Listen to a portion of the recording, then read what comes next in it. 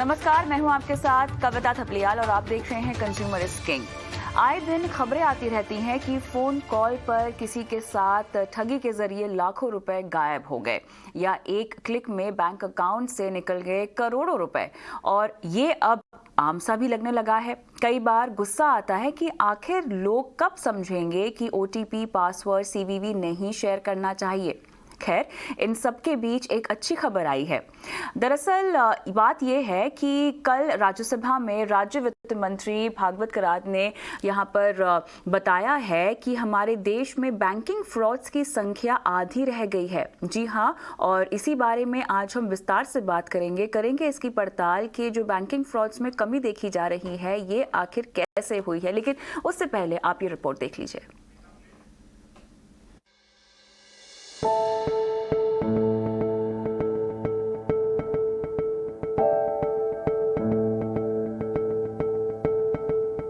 पिछले कुछ सालों से बैंक फ्रॉड के मामले अक्सर सुर्खियों में आ रहे थे।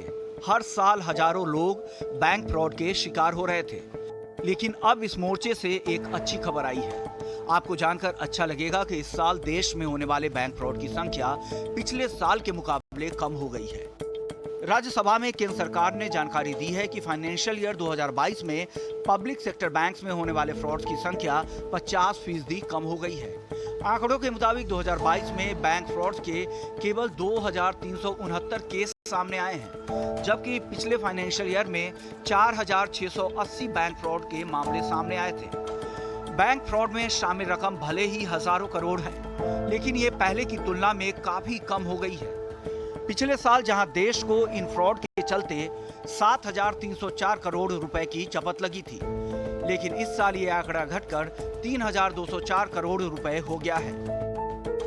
इससे पहले आरबीआई ने भी एक रिपोर्ट जारी कर 2021-22 में देश में हुए बैंक फ्रॉड का खुलासा किया था। आरबीआई ऐसे बैंक फ्रॉड मामले के आंकड़े जुटाता है जिनमें फ्रॉड की कुल राशि 100 करोड़ रुपए से ज्यादा होती है। फाइनेंशियल ईयर 2021-22 में ऐसे मामलों की संख्या महज 118 रह गई, जबकि 2020-21 में यह संख्या 265 थी। इसमें सरकारी और प्राइवेट बैंक दोनों तरह के बैंकों के फ्रॉड शामिल है। सरकारी बैंकों में इस साल 100 करोड़ रुपए से ज्यादा धोखाधड़ी के मामले घटकर 80 हो गए हैं, जबकि पिछले साल इनकी संख्या 167 थी। वित्त राज्य मंत्री भागवत कराड ने बैंक फ्रॉड के कम होने का श्रेय सरकार और उसकी कोशिशों को दिया है। कराड का कहना है कि बैंकिंग धोखाधड़ी से निपटने के लिए बड़े कदम उठाए गए हैं। केंद्रीय धोखाधड़ी रजिस्ट्री जैसे उपाय भी इनमें शामिल है।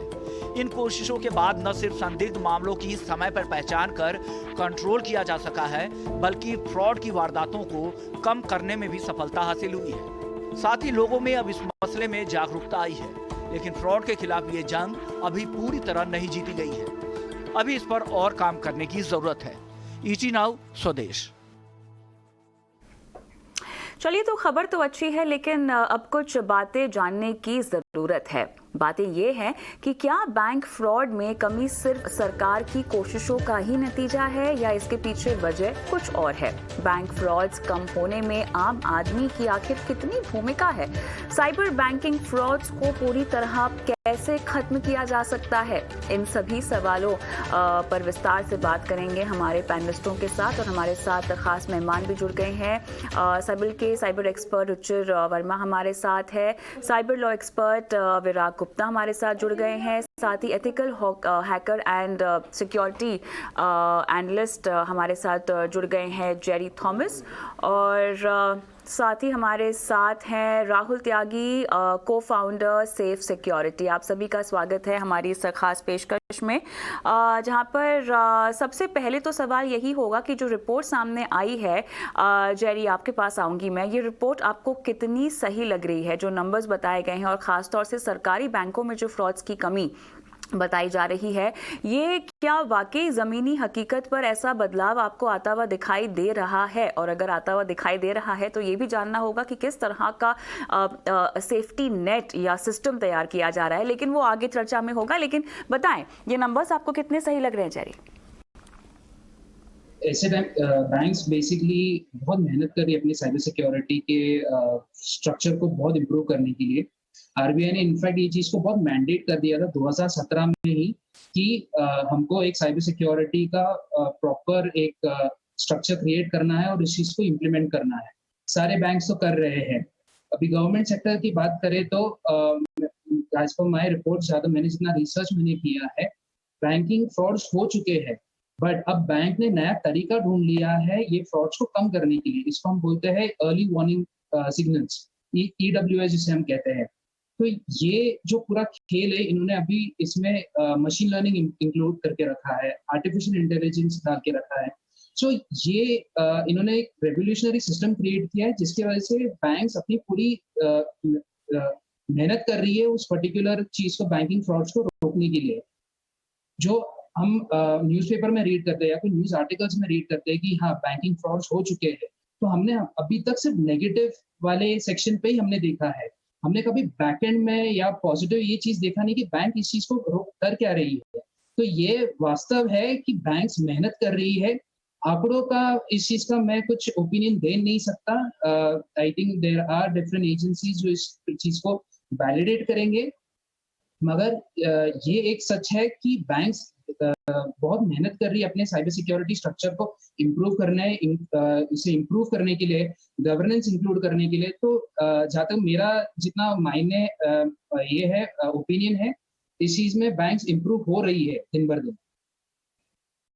आप कह रहे हैं कि बैंक्स इंप्रूव हो रही हैं, लेकिन बहुत ज़रूरी है ये जानना कि आखिर आंकड़े क्या कह रहे हैं, क्योंकि अगर 2022 में सरकारी बैंकों में 50% फ्रॉड्स की कमी आई है, तो ये जो आंकड़े हैं आपको बता दें कि 2021 में लगभग 4,680 बैंक फ्रॉड्स के केसेस सामने आए थे और 2022 में केवल 2,369 बैंक फ्रॉड्स के केसेस आए हैं। विराग जी, आपको लगता है कि रिपोर्टिंग में भी कुछ कमी हुई है क्या, कि वाकई ये जो समझाया है जेरी ने कि हमेशा हम जो है केसेस होने की रिपोर्टिंग करते हैं और बैकएंड पे जो मेहनत हो रही है उसका कभी जिक्र ही नहीं होता। ऐसा भी तो हो सकता है कि रिपोर्टिंग नहीं की गई हो इन फ्रॉड्स की। कविता जी देखिए, ये इस सच को समझने के लिए 3D तरीके से समझना पड़ेगा।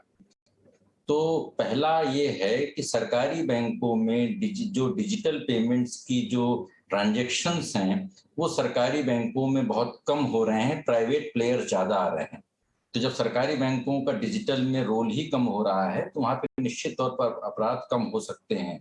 दूसरा कि जो अपराधों के बारे में जो नेशनल लेवल पे जो डेटाबेस है उसके 3 जो पहलू हैं, पहला है सरकारी बैंक, दूसरा है प्राइवेट बैंक और तीसरा है जो पेमेंट बैंकिंग के जो सिस्टम्स जो नए हैं। तो सिर्फ सरकारी बैंकों का आया है, बाकी 2 जगहों का नहीं आया है। इवन जो नेशनल क्राइम रिकॉर्ड ब्यूरो है वो NCRB भी बाकी चीजों को नहीं करता है। तीसरा, देश में रोजाना हजारों लाखों बैंकिंग डिजिटल फ्रॉड्स हो रहे हैं। दुर्भाग्य से उनकी FIR दर्ज नहीं होती है और वो रिकॉर्ड में आ ही नहीं पा रहे हैं। इसलिए जो ये आंकड़े आए हैं यह सही हो सकते हैं, लेकिन जो बैंकिंग साइबर फ्रॉड की जो पूरी तस्वीर है उसको अगर मैं कहूंगा तो टिप ऑफ द आइसबर्ग है। इसलिए ये हकीकत को नहीं दर्शाते हैं। जमीनी हकीकत बिल्कुल डिफरेंट है और बहुत ज्यादा बड़े पैमाने पर साइबर बैंकिंग फ्रॉड्स हो रहे हैं। लोगों के पास उसका कोई उपचार नहीं है। और जो एक इम्पॉर्टेंट चीज हो सकती है, जो पॉजिटिव चीज करने की आवश्यकता है, वो ये है कि नए IT रूल्स के तहत जो इंटरमीडियरीज हैं, जैसे ट्विटर है, फेसबुक है, गूगल है, इन सारे लोगों को मंथली रिपोर्ट देनी है। तो जो इसी तरीके से जो पेमेंट बैंकिंग के जो प्लेटफॉर्म्स हैं, चाहे गूगल पे हो, चाहे पेटीएम हो, चाहे जो भी हो, इन सारे लोगों को एज ए इंटरमीडियरी इनकी लाइबिलिटी बनानी चाहिए कि महीने में इनके पास जितने भी कंप्लेंट आए उन सभी का वो मंथली रिपोर्ट RBI को और सरकार के पास दें, तब एक हकीकत का एक सही आईना सामने आ सकेगा। तो राहुल, कहीं ना कहीं तो हम देख ही रहे हैं, देखिए इस बात में तो कोई दो राय नहीं है या कोई शक भी नहीं है कि साइबर बैंकिंग फ्रॉड्स बढ़ रहे हैं, लेकिन RBI के कदमों पर यहाँ पे थोड़ा सा हम फोकस करना चाहेंगे, क्योंकि हो सकता है कि जिन केसेस की रिपोर्टिंग हुई है, जो हमें पता चल रहा है सरकारी बैंकों में फ्रॉड्स में कमी आई है, हो सकता है वो सही भी हो, लेकिन बड़े पैमाने पे अगर हम देखें तो बैंकिंग फ्रॉड्स कम हो गए हैं ऐसा नहीं है। अभी यहाँ पर पूरी तरह से प्राइवेट बैंकों में किस तरह के ट्रांजैक्शन से फ्रॉड्स होता है उसकी जानकारी अभी हमारे पास नहीं है, लेकिन हो सकता है वो आंकड़े तो इससे भी कहीं ज़्यादा हो। आरबीआई की जो सख्ती है उसके बारे में थोड़ा हमको समझाएं, क्योंकि अर्ली वार्निंग सिस्टम जहां पर आरबीआई ने बेहतर किया है, एक अलग से साइबर कंप्लेंट्स का सेल जो है वो बनाया गया है, क्विक एक्शंस को लेकर इंटेलिजेंट यूनिट यहाँ पे सेटअप की गई है, पूरी डेटा की जो लेन देन की जानकारी होती है, जो भी गतिविधियां होती हैं उनकी एनालिसिस पर भी नज़र रखा जा रहा है। और क्या कुछ करना चाहिए, क्योंकि ये भी काफ़ी नहीं लग रहा है।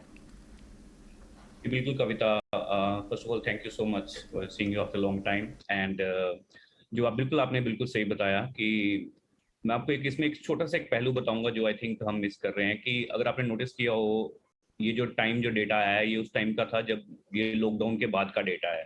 तो आई फील लाइक जितना लोगों ने लॉकडाउन के अंदर टेक्नोलॉजी को समझने की कोशिश की, बिकॉज उनके पास टाइम था ज़्यादा, the more you use the more you find flaws. उसके अंदर एक तो उनको एप्लीकेशन चलाना, उसके अंदर फीचर्स देखना, और वहाँ पे थोड़ा सा अवेयरनेस उसमें बढ़ा। दूसरा, पिछले अगर आप 1.5-2 साल से देखें, आरबीआई ने इतने एक्सटेंसिव स्टेप्स लिए हैं, अग्रेसिव स्टेप्स लिए हैं लोगों को अवेयर करने के लिए। हर बड़े आईपीएल के अंदर हर के आप देखिए वहाँ पे ऐड आएगा, ये आएगा। सो उनको ये समझ आ गया था कि टेक्नोलॉजी के अंदर फ्लो नहीं है। अगर आप पिछले 5 साल में देखें तो कितने ऐसे बैंक्स हैं जिनके सर्वर ही हैक हो गए होंगे, एक्सपेक्ट द कॉस्मोस बैंक। तो हमारा कंट्री का इंफ्रास्ट्रक्चर बहुत बढ़िया है, मैं तो ये भी कहना चाहूंगा अमेरिका से भी बढ़िया है हमारा बैंकिंग सिस्टम। लेकिन अवेयरनेस लेवल की प्रॉब्लम थी जो आरबीआई ने बहुत पहले टैकल किया, और सिर्फ आरबीआई में इसका कंट्रीब्यूशन नहीं था, इसके अंदर गवर्नमेंट ने भी बहुत अच्छे इनिशिएटिव लिए थे। क्योंकि जब आपका फ्रॉड हो जाता है आपके साथ, आप कहाँ पे जाएंगे? 1 साल पहले शायद मैं cybercrime.gov.in जो वेबसाइट है भारत सरकार की, वो मैं भी रिकमेंड नहीं करता क्योंकि वो बहुत स्लो थी। बट आज की डेट में पिछले 6 महीने से जितना अच्छा उन्होंने काम किया है, आज की डेट में कोई भी आपके साथ फ्रॉड होता है, किसी भी यूजर का जो सुन रहे हैं, आप cybercrime.gov.in पे जाके रिपोर्ट कर सकते हैं। अगर आपके पास इंटरनेट नहीं है तो आप 1930 पे कॉल कर सकते हैं, और इमीडिएटली आपको एक ना कोई ऑफिसर वहाँ पे असाइन कर दिया जाता है। और अगर आप ये भी देखें कि लोगों में अवेयरनेस बढ़ने के कारण जब भी आपके साथ फ्रॉड होता है, वो ट्विटर पे जाके इमीडिएटली बैंक से कांटेक्ट कर लेते हैं ट्वीट पे, और एक ट्वीट के अंदर आपका जो पैसा है वो वापस आ जाता है। सो चैलेंज जो इंडिया के अंदर मोस्टली था कि हम technology, wallets, debit card, credit card, और डेबिट कार्ड के ऊपर भी अगर आपने देखा आरबीआई का स्टेप कि उन्होंने दोबारा से रीवैलिडेशन करने के लिए बोला है, क्योंकि लोगों के कार्ड उनको ही नहीं पता किस किस एप्लीकेशन में लगे हुए थे। दोबारा से पूरी कंट्री को एकदम से रीसेट कर दिया गया है, ताकि अगर क्रिमिनल्स वो कार्ड यूज भी कर रहे हो, उनको रीवैलिडेशन करने के लिए ओटीपी चाहिए होगा या बाकी चीजें चाहिए होंगी।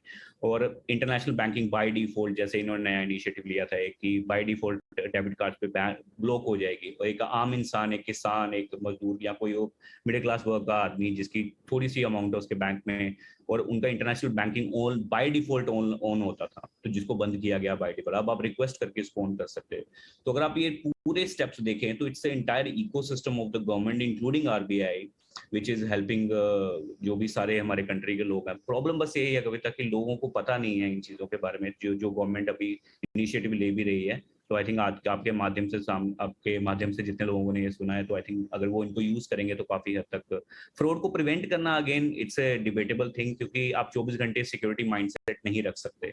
कहीं ना कहीं आप गलती करोगे, लेकिन अगर गलती हो जाती है तो कहाँ पे जाके इमीडिएटली डैमेज को कम किया जाए, वो आई थिंक आरबीआई ने मतलब hats off to them, and we should be proud of that the steps they have taken.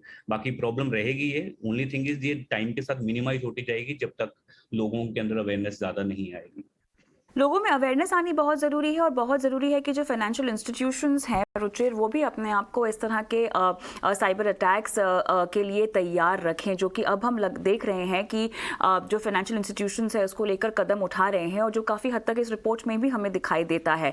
अब सवाल ये है कि ये कितने सिक्योर हैं, और ऐसा नहीं है कि इसकी जागरूकता फाइनेंशियल इंस्टीट्यूशंस को अपने अंदर नहीं थी। ये ऐसे कदम थे जब अगर आप डिजिटल एज में कदम रख रहे हैं, और ख़ासतौर से पैंडेमिक के दौरान, क्योंकि हमने इतना ऑनलाइन ट्रांजैक्शन का बढ़ता हुआ देखा है नेट, बहुत ज़रूरी था कि ये कदम आपको पहले ही उठा लेने चाहिए थे। खैर, देर आए दुरुस्त आए, लेकिन अब यहाँ पर भी तो कहीं ना कहीं कमी है, क्योंकि हम आए दिन न सिर्फ बैंकों को फ्रॉड का शिकार होते हुए देख रहे हैं, आप इंश्योरेंस कंपनियों की बात कीजिए, तमाम तरह की ऑनलाइन वेबसाइट्स जहां पर किसी भी तरह का ट्रांजैक्शन हो, क्रिप्टो करेंसी ही क्यों ना हो, वहां पर भी हम देख रहे हैं कि इस तरह के अटैक्स हो रहे हैं।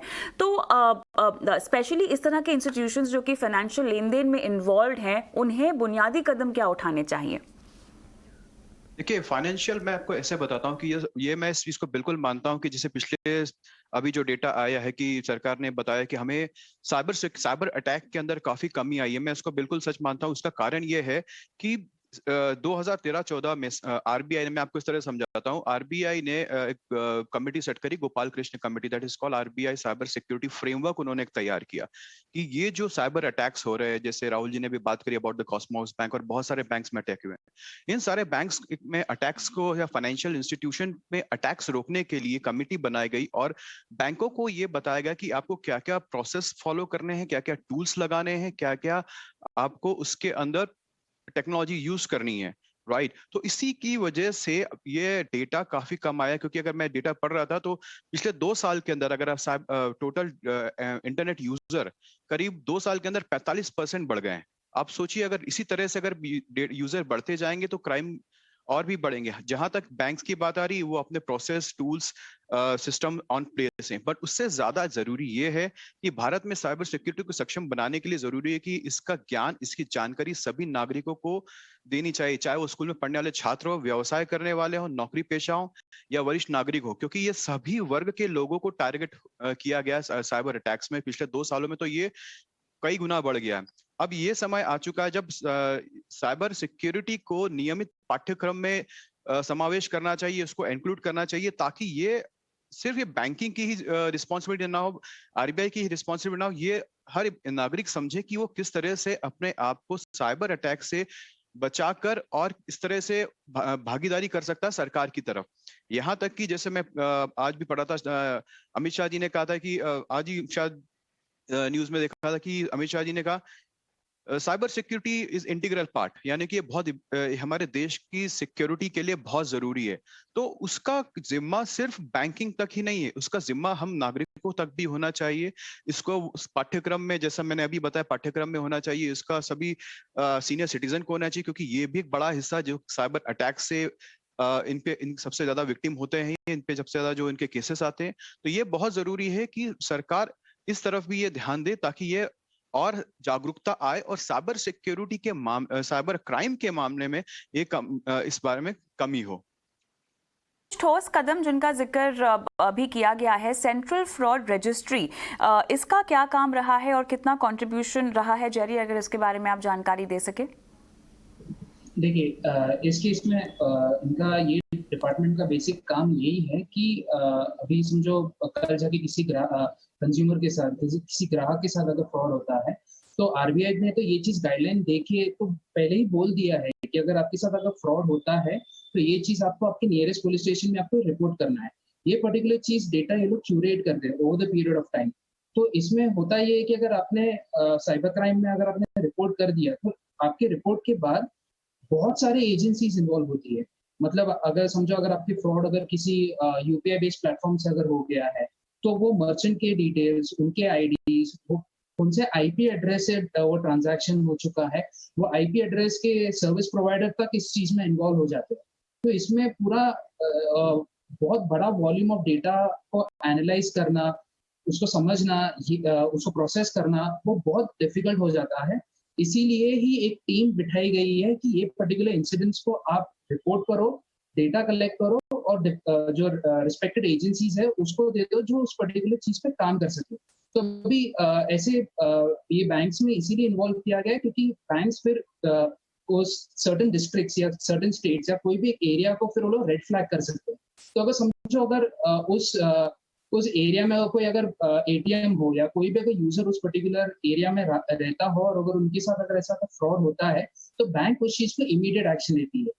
अगर समझो अगर पुराने लेट्स गो बैक 5 साल पहले या 7 साल पहले अगर किसी के साथ अगर फ्रॉड होता है, तो वो पैसा रिट्रीव करने का प्रोसेस बहुत लंबा चौड़ा होता था क्योंकि वो प्रोसेस बहुत स्लो था।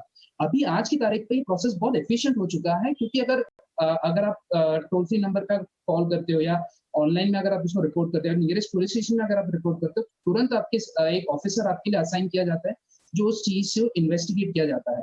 तो ये जो एजेंसी का काम है, ये पूरा काम है डेटा को समझना, डेटा कलेक्ट करना, डिफरेंट जो रिस्पेक्टिव एजेंसीज है उसको सबमिट करके उस पर काम करना। तो ये डेटा कलेक्शन का ही कारण है कि आज बैंक्स एक बहुत अच्छे लेवल तक अपने सिक्योरिटी को बहुत सीरियसली ले रहे हैं। इसके अलावा और भी जो कदम उठाए गए हैं जहां पर एटलीस्ट हमारे फाइनेंशियल इंस्टीट्यूशंस को मजबूत करने की कोशिश की गई है, विराग जी, साफ तौर से हमें और कदमों की ज़रूरत है, जागरूकता बढ़ाने की ज़रूरत है। और यहाँ पर न सिर्फ जो वित्तीय संस्थान है, हर शख्स को, क्योंकि अब हम इतने इंग्रॉस्ड हो गए हैं डिजिटल लाइफ में, इसके बगैर अब जीना बिल्कुल नामुमकिन सा लगता है। इसके साइड इफ़ेक्ट्स अब ये बहुत ज़्यादा है कि आपको अपनी सुरक्षा अपने हाथ में लेनी ही पड़ेगी। फिर भी जो कॉम्प्रिहेंसिव स्टेप्स उठाए जा रहे हैं उसमें अगर मैं एक national cyber crime reporting portal की बात करूं जो कि मिनिस्ट्री ऑफ होम अफेयर्स ने शुरू की है, जहां पर पब्लिक अपने ट्रांजैक्शंस को और अपने साथ हुए फ्रॉड्स को रिपोर्ट कर सकती है, इसको लेकर भी देखिए जागरूकता की कमी है। इसकी वजह से बहुत अधिक लोगों को इसके बारे में जानकारी नहीं है। इस तरह के पोर्टल्स में शिकायत करने के बाद आपका टर्न अराउंड इम्पैक्ट कितना जल्दी होता है, किस तरह के केसेस सुलझते हैं, कितने, क्योंकि अलग अलग तरह के हम साइबर क्राइम की बात कर रहे हैं। यहाँ पर फाइनेंशियल फ्रॉड्स तो एक पहलू है, लेकिन तमाम तरह के साइबर सिक्योरिटी इश्यूज हैं हमारे देश में जिनकी तादाद लगातार बढ़ती जा रही है। इस तरह के पोर्टल्स और हेल्पलाइन नंबर्स सेटअप करने के बाद क्या वाकई इनका निवारण होता है? क्या लोगों को वाकई इंसाफ मिलता है? देखिए, इस तरह के पोर्टल निश्चित तौर पर मददगार होते हैं, लेकिन हमें कुछ चीजों को समझने की जरूरत है कि हमारी जो साइबर फ्रॉड्स की रिपोर्टिंग का सिस्टम है वो 10 साल पुराना है और जो अपराधों का डायमेंशंस है वो बहुत ज्यादा बदल गए हैं। तो अब debit card, credit card, ATM frauds की संख्या बहुत कम हो गई है। दूसरे तरह के फ्रॉड, जैसे आरबीआई ने एक अपने एडवाइजरी में 6 तरीके के मेन फ्रॉड बताए थे, तो उसमें एक है विशिंग फ्रॉड कि जो टेलीफोन कॉल से होता है, दूसरा फिशिंग कॉल जो ईमेल से होता है, तीसरा रिमोट एक्सेस करके ऐप से, चौथा फेक रिक्वेस्ट से, पांचवा फेक नंबर से और छठवां डेटा के मिसयूज से। तो अब हमें ये चीज देखनी है कि जो आप होम मिनिस्ट्री की जो सिस्टम को बोल रहे हैं, आरबीआई के सिस्टम को बोल रहे हैं, हमारे पूर्व प्रवक्ता बोल रहे थे कि एक स्पेशल ऑफिसर असाइन हो जाता है, सेंट्रल रजिस्ट्री से कोऑर्डिनेशन होता है। मैं समझता हूं कि व्यवहारिक तौर पर ऐसा कहीं नहीं हो रहा है और इंटर मिनिस्टीरियल और इंटर डिपार्टमेंटल कोऑर्डिनेशन की बहुत कमी है, क्योंकि साइबर फ्रॉड्स में 4 बड़ी एजेंसीज इन्वॉल्व हैं।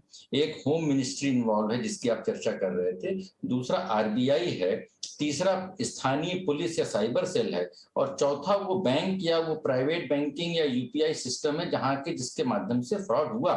तो इसमें 2 महत्वपूर्ण पहलू हैं जिन पर अभी काम नहीं हो रहा है।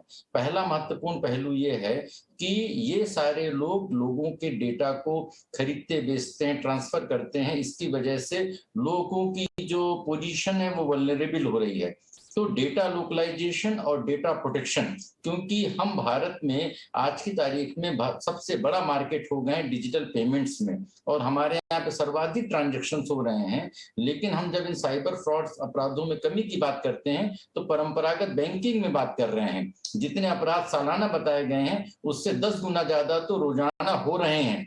तो उनकी रिपोर्टिंग का, उनके रिड्रेसल का, ग्राहकों के प्रोटेक्शन का कोई अभी व्यवस्थित सिस्टम नहीं बना है। जागरूकता हेल्पलाइन के बारे में होनी चाहिए, निश्चित तौर पर होनी चाहिए, लेकिन ग्राहकों को किस तरीके से, जब हम उनको एक पूरा सिस्टम डिजिटल पेमेंट्स की तरफ ढकेल रहा है या लोगों को आकर्षित किया जा रहा है, तो उनके लिए सेफगार्ड्स और सेफगार्ड्स तभी होंगे जब ऐसे सभी अपराधों के, ऐसे सभी छोटे बड़े फ्रॉड्स की रिपोर्टिंग का सिस्टम बनेगा। दुर्भाग्य से देश में डिजिटल पेमेंट्स में फ्रॉड और लोगों के साथ जो धोखा हो रहा है उसकी रिपोर्टिंग का कोई सिस्टम नहीं है। तो इसकी रिपोर्टिंग के सिस्टम से शुरुआत होगी, तब सेफगार्ड्स बनेंगे और तब उपभोक्ताओं का कल्याण हो सकेगा। और इसी को आगे बढ़ाते हुए जब हम पेमेंट इंटरमीडिएट्स की बात कर रहे हैं, इन पर किस तरह की सख्ती लागू करनी चाहिए? क्योंकि ऐसा नहीं है कि इनका इस्तेमाल नहीं हो रहा है। अगर हम बड़े शहरों की बात करें, छोटे मध्यम शहरों की बात करें, सभी जगह हम देख रहे हैं कि इस तरह के पेमेंट वॉलेट्स जैसी चीज़ों का लोग इस्तेमाल कर रहे हैं। पैंडेमिक के दौरान तो ये जोरदार तरीके से इस्तेमाल हुआ है, लेकिन अभी भी इसके ऊपर कोई नकेल कसती भी नहीं दिखाई दे रही है। राहुल, सॉरी, ये क्वेश्चन मेरे लिए था? जी Rahul. Okay, so I think मैं अपने एक्सपीरियंस से बता सकता हूँ आपको कि जैसे एज ए सिक्योरिटी कंपनी हमने बहुत सारे वॉलेट्स, बैंकिंग सिस्टम का हम सिक्योरिटी देखते हैं, तो काफी हद तक आई थिंक जो प्राइवेट सेक्टर के जो स्पेशली वॉलेट्स हैं उनके अंदर आई थिंक एक जो रिस्पॉन्सिबिलिटी इनकी जो कंपनियों की मेरे को लगता है बनती है वो है कि आप देखिए कोई भी एप्लीकेशन ले लीजिए, बहुत सारे फीचर्स होते हैं, लेकिन from an awareness point of view एक यूजर को, क्योंकि उसके हाथ में एप्लीकेशन है, वो यूज करता है, उसके अंदर कोई ना कोई ऐसा फीचर होना चाहिए एकदम हिंदी इंग्लिश दोनों में, जिसमें यूजर को पता हो कि जब फ्रॉड होगा तो मैं क्या करूं। ऐसा नहीं है कि उनके अंदर नहीं है, बट वो है, लेकिन वो क्लियरली अपनी रिस्पॉन्सिबिलिटी वहां पे नहीं करते। वो कहते कॉन्टेक्ट योर बैंक या ये करिए वो करिए, बिल्कुल। जिससे पता होता नहीं है। तो यहाँ पे आई थिंक रिस्पॉन्सिबिलिटी कंपनियों की एक बनती है कि जब एक मैकेनिज्म सेट कराया जाए, क्योंकि बहुत बड़ा एक इन्वेस्टमेंट मांगता है कि जब भी फ्रॉड होता है तो उसको कैसे टैकल किया जाए। जो प्राइवेट कंपनीज इसके अंदर पैसा लगाने से थोड़ी सी कतराती हैं, स्पेशली वॉलेट कंपनी जो हैं। बैंकिंग का फिर भी बहुत स्ट्रॉन्ग सिस्टम है इसका, बिकॉज उनका डेबिट कार्ड से ही स्टार्ट हो चुका है। अगर उनका कोई वॉलेट भी है तो they cover under that same umbrella. Right. तो पहला तो उनको ये करना पड़ेगा, और लास्ट जो चीज है आई थिंक थोड़े से अवेयरनेस कैंपिंग अगर और बढ़ा दें वो कंट्री के उस अंदर, पर खास जोर कर देना रूरल चाहिए। बिल्कुल, मेरे पास समय खत्म हो गया है रुचिर, आपके पास केवल 30 सेकंड है। जब हम कहते हैं कि हमारी साइबर सुरक्षा हमारे हाथ में है, तो आप क्या समझाइश देंगे? देखिए, मैं एक ही चीज बोलूंगा, और जो मैं हर बार अलग अलग ग्रुप में बोलता हूँ, फोरम्स में बोलता हूँ कि देखिए PII डेटा जो पर्सनली आइडेंटिफाई इंफॉर्मेशन हर इंडिविजुअल की, वो संभाल के रखनी चाहिए। हम आजकल बहुत सारे यंगस्टर्स जो कोई लोग भी अपना बहुत जल्दी रजिस्टर करते हैं किसी भी ऐप पे, वेबसाइट पे, और अपनी डिटेल PII इंफॉर्मेशन जैसे email ID, pan card, address, phone number, ये सारी डिटेल शेयर करते हैं, और इसी के वजह से उसका डेटा मिसयूज होता है। तो मैं एक ही चीज बोलूंगा, अपना PII इंफॉर्मेशन, ये सारी जो मैंने डिटेल्स बताई हैं, इसको संभाल के रखना बहुत जरूरी। सिर्फ ऑथोराइज्ड ईमेल, ऑथोराइज्ड ऐप पर या ऑथोराइज्ड वेबसाइट पर ही जाके इनसे किसी भी जाके अपना रजिस्टर या ट्रांजेक्शन करें। ये एक बहुत बड़ा रामबाण है जिससे बहुत सारे साइबर अटैक इंडिविजुअल्स पर रोके जा सकते हैं। हम बार बार RBI बैंक्स को इसके लिए दोषी ठहराएं, ये बिल्कुल सही नहीं होगा। हमें एज अ नागरिक की तरह ये रिस्पॉन्सिबिलिटी लेनी पड़ेगी कि हम अपना PII डेटा बहुत सोच समझ के इस्तेमाल करें। यहाँ पर बैंकों पर हमने देखा है कि साइबर फ्रॉड्स में कमी तो आई है, लेकिन इसका मतलब ये नहीं है कि आप बिल्कुल फ्रॉड फ्री हो गए हैं। कहीं ना कहीं आपकी साइबर सुरक्षा आपके ही हाथ में है, और उसका कैसे आपको पालन करना है उसके तमाम नुस्खे हमने आपको शो के जरिए बताए हैं। बहुत बहुत धन्यवाद आप सभी का इस खास पेशकश में शामिल होने के लिए। मुझे भी इजाजत दें, नमस्कार।